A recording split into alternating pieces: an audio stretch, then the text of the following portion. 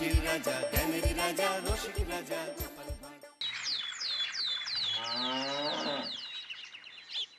এই যে তোমাকে বাজার থেকে যা যা আনতে বলেছি সব মনে আছে তো? মনে থাকবে কি থাকবে না জানি না, তাই আমি কাগজে একটা ফর্দ বানিয়ে নিয়েছি। গোপাল দাদা, পুটির মায়ের দাঁতের যন্ত্রণাটা আরো বেড়েছে। কাল সারা রাত যন্ত্রণায় ছটফট করেছে। আমাদের বৈদ্যমশাই দাঁতের শল্য চিকিৎসা শিখতেই বাইরে গেছেন, আজকের মধ্যেই আশা করি চলে আসবেন। কিন্তু ও যে আর পারছে না। শোনো, তুমি একটা তুলোর মধ্যে লবঙ্গ তেল দিয়ে পুটির মায়ের যে দাঁতে ব্যথা হচ্ছে তার গোড়ায় রাখো। বৈদ্যমশাই এলে আমি তোমাদের বাড়িতে যেতে বলছি। আচ্ছা গোপাল দাদা। যাই, বাজার থেকে চটপট ঘুরে আসি, এরপর আবার রাজসভায় যেতে হবে।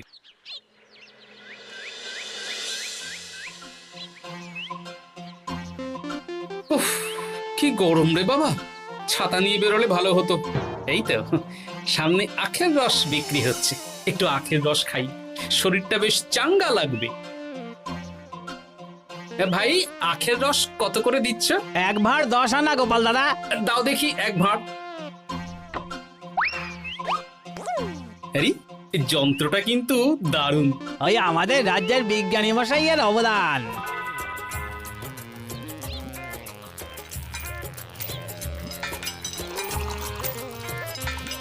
এই নাও গোপাল দাদা।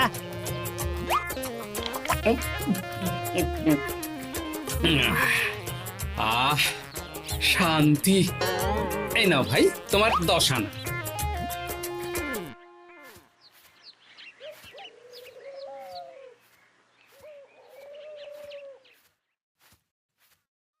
কি রাজবৈদ্য, এই ফিরছ নাকি? হ্যাঁ, এতদিন আমি দাঁতের চিকিৎসার ব্যাপারে তেমন কিছুই জানতাম না, এবার সব শিখে এসেছি। ভালোই করেছো, তুমি একেবারে প্রথম রোগীকে দেখে তারপর রাজসভায় এসো। প্রথম রোগী? পুটির মা গো, কালকে সারা রাত যন্ত্রণায় ঘুমোতে পারেনি। আরে আর বলো না, কদিন আগেই পুঁটির মাকে নিয়ে পুঁটির বাবা আমাদের বাড়িতে এসেছিল। দেখলাম ওই বাড়ির দাঁতে বিস্তর সমস্যা। সেই জন্যে দাঁতের শল্য চিকিৎসা শিখতে চলে গেলে? ঠিক তাই, আমি ব্যথা কমার পথ্য দিয়ে এসেছিলাম। দেখি এবার দাঁতটা তুলেই দিতে হবে। তাহলে তুমিও পুটিদের বাড়িতে যাও, আমি বাড়িতে থলে রেখে আসছি। আজ না হয় দুজনে একটু দেরি করেই রাজসভায় যাব। বেশ বেশ।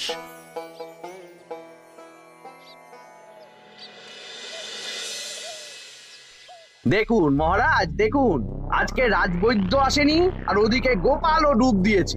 এই আনন্দে আমাদেরও ছুটি দিয়ে দিন মহারাজ। কি আনন্দে? এই গরমে বাড়ি বসে একটু আমপানার শরবত খাবো আর ঘুমবো।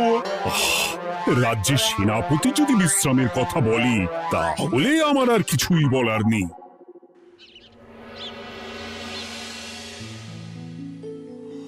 এই তো দাঁতটা পুরো পোকায় খেয়ে নিয়েছিল।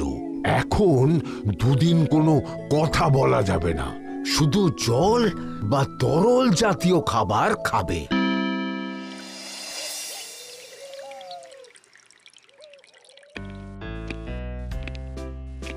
ওই তো গোপাল আর রাজবৈদ্য দুজনে একসাথে রাজসভায় ঢুকছে।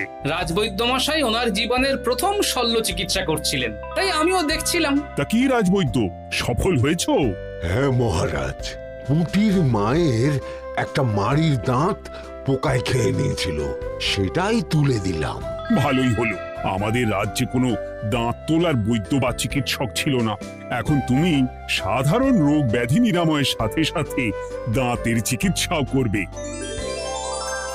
কিন্তু মহারাজ, একটা যে সমস্যা আছে।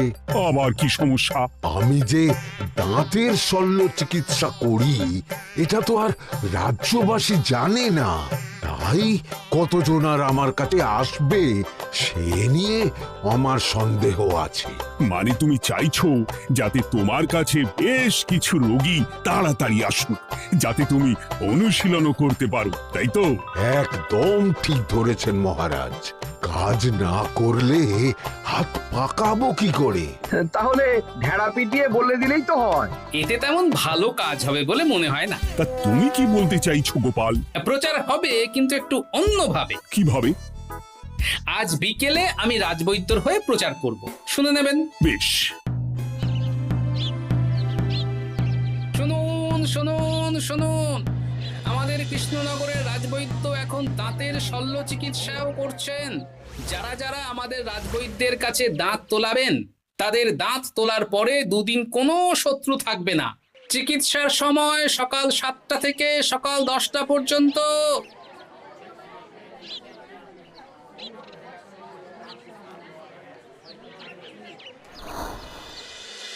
এসব তুমি কি উল্টো পাল্টা কথা বলছো গোপাল? উল্টো পাল্টা না, আপনি দেখুন না আপনার বাড়িতে লোকজন আসে কি না। আর কেউ যদি জিজ্ঞাসা করে যে এই রকম প্রচারের কারণটা কি, তাহলে বলবেন রাজসভায় আমার সাথে কথা বলতে আমি বুঝিয়ে দেব।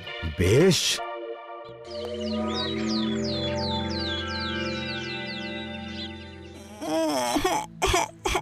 তোকে বারবার বলি এত মিষ্টি গুড় কাঠি খাস না। কি করব বাবা, কি ব্যথা।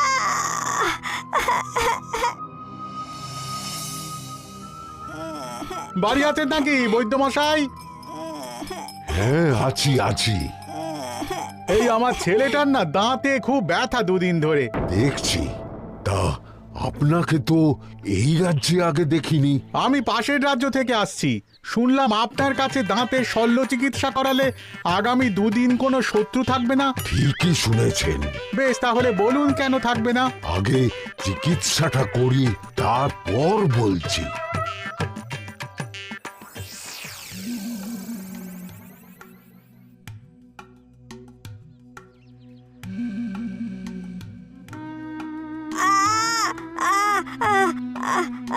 আর চিন্তা নেই, এখন 2 দিন কোনো কথা বলা যাবে না।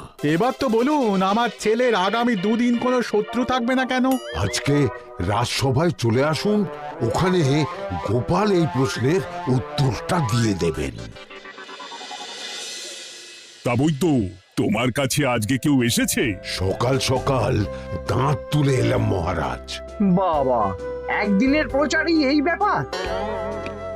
মহারাজ, মহারাজ, বাইরে কয়েকজন অপেক্ষা করছে, তারা গোপাল দাদার থেকে কিছু জানতে চায়। তাদের ভিতরে আসতে বলো।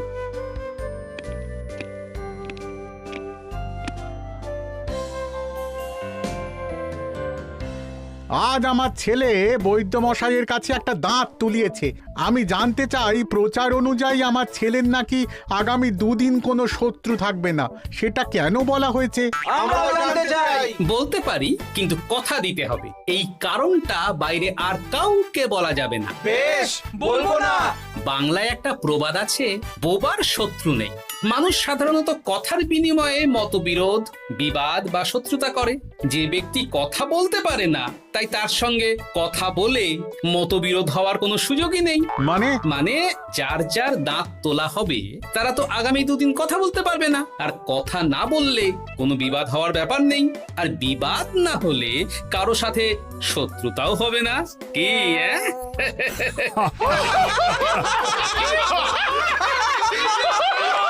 এই জন্যই তুমি হাসির রাজা গোপাল ভাঁড়। কে তোমার কথা শুনতে যাবে? একদিন না হয় প্রচারের চমকে এলো, এরপর কিভাবে আসবে শুনি? এরপর রাজবৈদ্যের সুনামেই লোকজন ছুটে ছুটে আসবে। বাহ বাহ বাহ, তোমার কত জ্ঞান। মহারাজ, এই কথা শুনে আমার মাথাতেও একটা বুদ্ধি এলো। অল্প পুঁজিতে শুধু প্রচারের জোরে এত রোজগার করব না, গোপাল হাঁ করে দেখবে। নিশ্চয়ই কোনো লোক ঠকানোর কথা ভাবছেন। মোটেই না। আচ্ছা, আগামী 3 দিন ব্যাপী মেলা হবে, সেখানেই তোমরা দুজনে তাহলে ব্যবসা করো। বেশ, করব। যে সবচেয়ে বেশি রোজগার করবে তাকে আমি 50 মোহর পুরস্কার দেব। রাজি। মেলার শেষে আমার প্রশংসায় পঞ্চমুখ হবেন সবাই, দেখে নেবেন।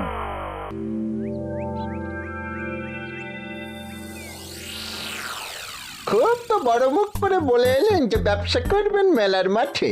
তা আপনি কি ব্যবসা করবেন শুনি? ভাগ্য পরীক্ষার দোকান দেব। মানে আমি বিভিন্ন মেলায় দেখেছি যে একটা দোকানে নিচের দিকে হেলানো অবস্থায় একটা পাতলা কাঠের পাটাতন থাকে। সেই পাটাতনের উপরে 1 থেকে 6 অবধি সংখ্যা লেখা থাকে, তাই তো? হ্যাঁ, যারা মেলায় ভাগ্য পরীক্ষা করতে আসবে তাদের ফাঁপা লোহার 6টা বল দেয়া হবে। যদি ওই 6টা বলই 6 নম্বর লেখা খোপের মধ্যে ঢোকাতে পারে তাহলে প্রথম পুরস্কার পাবে। আমিও ওটারই দোকান দেব, কিন্তু শুধুমাত্র একটাই পুরস্কার থাকবে। 6টা বল 6 নম্বর খোপের মধ্যে ফেলে কেউ যদি 36 করতে পারে তাহলে সে পাবে 100 মোহর উপহার। আরে খেলার জন্য কত মোহর লাগবে? 1 মোহর। আপনি কিন্তু জেনে বুঝে বিপদ ডেকে আনছেন। একজন কেউ ফেলে দিলেই আপনার হাত থেকে 100 মোহর ফসকে যাবে। আরে মেলার ভিড়ে যদি আপনি পুরস্কার না দেন তাহলে জনতার একটা মারও ফসকাবে না। আরে সেই জন্যই তো তোদের পোষা। তোদের মধ্যে যে কোনো একজন ওই কাঠের পাটাতনের নিচে লুকিয়ে থাকবি। যখনই দেখবো কেউ 36 করে ফেলছে আমি গলা খাকলাবো আর তোরা কাঠের পাটাতনটা হালকা করে নিচ থেকে নাড়িয়ে দিবি। এটা তো দারুণ বুদ্ধি। কি বলছো গোপাল, তুমি আখের রসের দোকান দেবে? হ্যাঁ, এই গরমে আখের রসের বেশ চাহিদা। তোমার বানানো ওই যন্ত্রের চাকা ঘোরাবো আর আমার ভাগ্যের চাকা ঘুরবে। সে ঠিক আছে, আমার কয়েকটা যন্ত্র বানানোই আছে। তুমি না হয় মেলায় ব্যবহার করো 3 দিন। ব্যাস, আর চিন্তা নেই। এবার শুধু জমিয়ে আখের রস বিক্রি করব, সাথে বিভিন্ন মশলা, বরফ আর পাতিলেবুর রস দেব।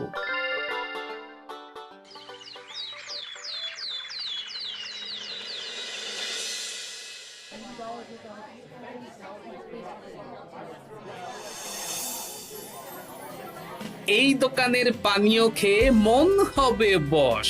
গোপাল ভাঁড় নিয়ে এসেছে ঠান্ডা আখের রস।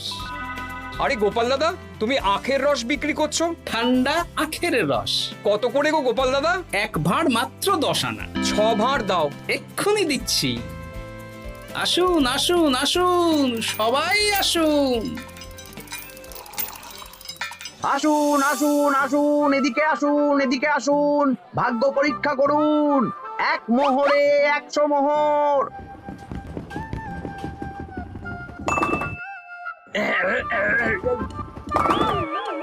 ভাগ্য পরীক্ষা করুন। মন্ত্রী মশাই বলেন কি 1 মোহরে 100? তুমিও ভাগ্য পরীক্ষা করাবে নাকি? একবার বাজিয়ে দেখতে দোষ কি? দাও, আখের রস খেয়ে বরং চলে যাই। এই তো হয়ে এসেছে। এই নাও, ধরো।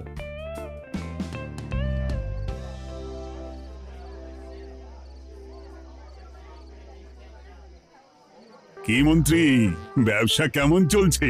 ভালোই।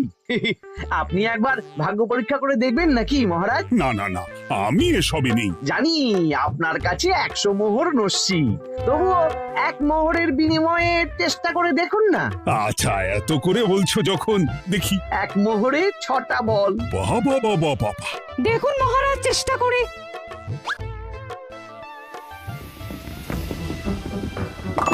এই তো একটা 6 পড়েছে। আবার চেষ্টা করুন। জয় মা জয় মা। আবার 6। সাবাস। দেখুন হয়ে যেতে পারে, আর তো মাত্র 4টে বাকি। দেখি তৃতীয়টা। আরে পাস, আবার 6। নিন ফেলুন। এই যা, হলো না। আরেকবার প্রথম থেকে চেষ্টা করবেন নাকি মহারাজ?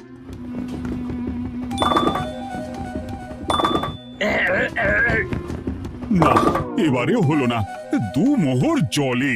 অন্য সব জায়গায় বাকি সংখ্যাতেও পুরস্কার থাকে, আপনার এখানে নেই কেন?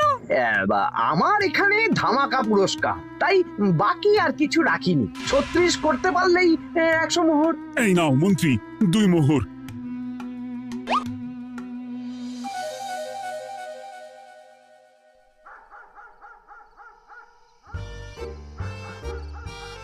কি মন্ত্রী মশাই, আর তো মেলায় লোকজন নেই, বাড়ি যাবেন না?